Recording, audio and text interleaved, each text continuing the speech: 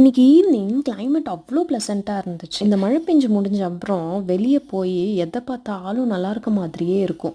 நார்மலாக இருக்க ரோடு, அப்புறம் மரம், செடி எல்லாமே ஏதோ புதுசாக தெரியும்.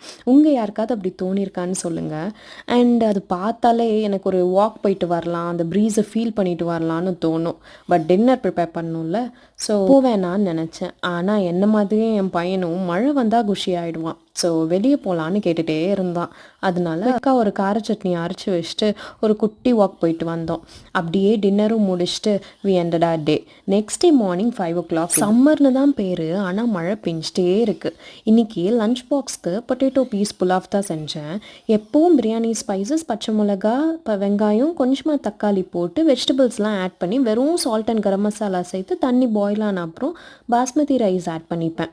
இன்றைக்கி வாட்டருக்கு பதிலாக கோகோனட் மில்க் வச்சு செஞ்சேன். இதுவும் நல்லா இருந்துச்சு. Okay, see you tomorrow. Bye bye.